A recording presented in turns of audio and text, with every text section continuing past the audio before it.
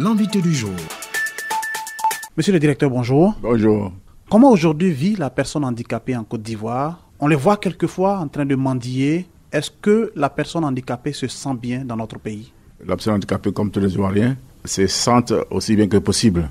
Mais je dois aussi préciser que ces conditions pourraient être meilleures. Vous avez tout à l'heure parlé de cette personne qui mendie. Mais aujourd'hui, Dieu merci, on les voit de moins en moins. Parce qu'ils ont fini par comprendre que s'insérer dans la société, c'est de prendre une place. C'est restaurer leur dignité et que ça peut commencer par eux-mêmes. Donc pour que le regard des autres change, il faudrait que eux-mêmes aussi, leur propre regard change vis-à-vis d'eux-mêmes. Je crois qu'au niveau de notre pays, la situation des personnes handicapées est certes difficile, mais elle n'est pas désespérée. Il y a de gros efforts qui sont faits dans le sens de l'amélioration.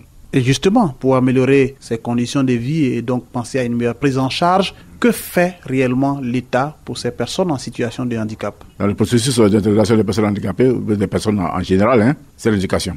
Quand on a une bonne éducation, on a de meilleures chances de s'insérer socialement. C'est pour ça que l'accent est mis par l'État de Côte d'Ivoire sur l'éducation des enfants handicapés. Vous savez que depuis 1974, nous avons quand même 2 établissements publics qui s'occupent de l'éducation des personnes handicapées par un personnel qualifié, formé par l'État de Côte d'Ivoire. Donc cette éducation adaptée qui est donnée à ces enfants handicapés leur permet de s'insérer plus facilement. Lorsqu'ils arrivent au stade du collège, ils ont déjà une bonne formation, ce qui leur permet quand même de mieux assurer leurs apprentissages.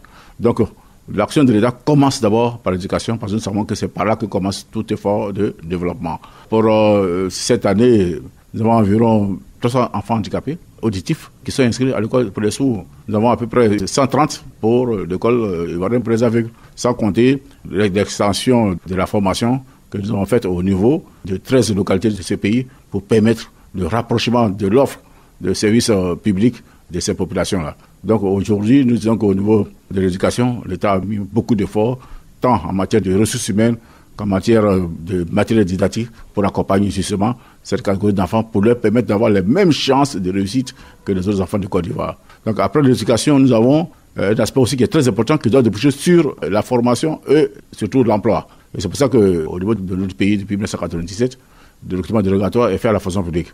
Donc pour cette année, simplement, nous avons 158 personnes handicapées qui viennent d'être recrutées par cette opération à la fonction publique. 158 heureux qui pourront envisager l'avenir avec beaucoup plus de sérénité. Retrouver leur place dans la société parce que c'est le travail qui anoblit. Donc je pense que restaurer la dignité des personnes en situation de handicap, c'est de leur donner une bonne formation, une bonne éducation et surtout leur permettre d'avoir un emploi décent et stable.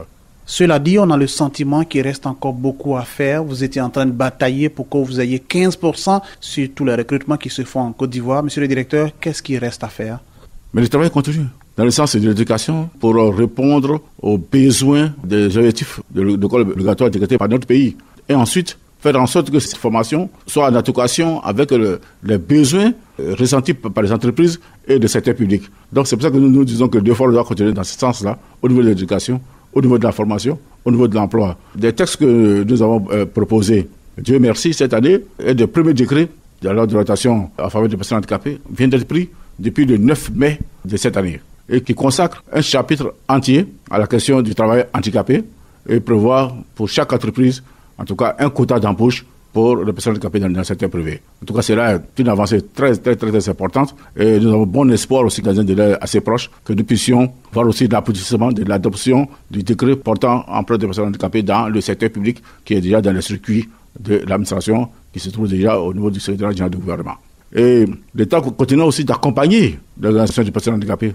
Parce que nous pensons que l'État a besoin d'avoir des interlocuteurs forts, bien formés et sachants. C'est pour ça que l'accompagnement des personnes handicapées continue à travers les OPH, à travers l'octroi de subventions. Cette année, nous avons octroyé 50 millions encore aux 39 associations de personnes handicapées qui ont été déclarées au niveau du ministère de l'Intérieur. Donc l'effort se poursuit. Les aides techniques ont aussi continué. Nous avons fourni du matériel orthopédique, du matériel technique, des appareillages aux personnes en situation de handicap parce que ce qui concerne les personnes handicapées visuelles et les personnes handicapées motrices, l'une des difficultés majeures, c'est la mobilité. Donc il faut leur permettre d'avoir des moyens de se déplacer pour qu'ils puissent envisager leur accès à l'école et leur accès à la recherche de l'emploi. Pour terminer, monsieur le directeur, est-ce que vous avez un message à l'endroit des handicapés qui vous écoutent pour cette journée qui leur est dédiée? Quel est votre message à leur endroit? Mon message, c'est d'avoir confiance en l'avenir, c'est d'avoir confiance à l'effort que l'État déploie et en même temps aussi les appeler à accompagner l'État dans la recherche de solutions à leurs problèmes. Donc je les invite vraiment au courage.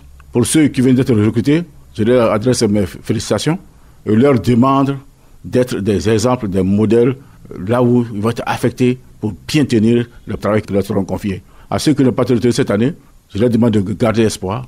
Donc pour tous, en tout cas, je les invite à la sérénité, au calme, et je leur souhaite une bonne journée internationale des personnes handicapées. Les portes de l'administration sont toujours ouvertes pour qu'ensemble, nous puissions continuer à œuvrer dans le sens de l'amélioration de leurs conditions de vie.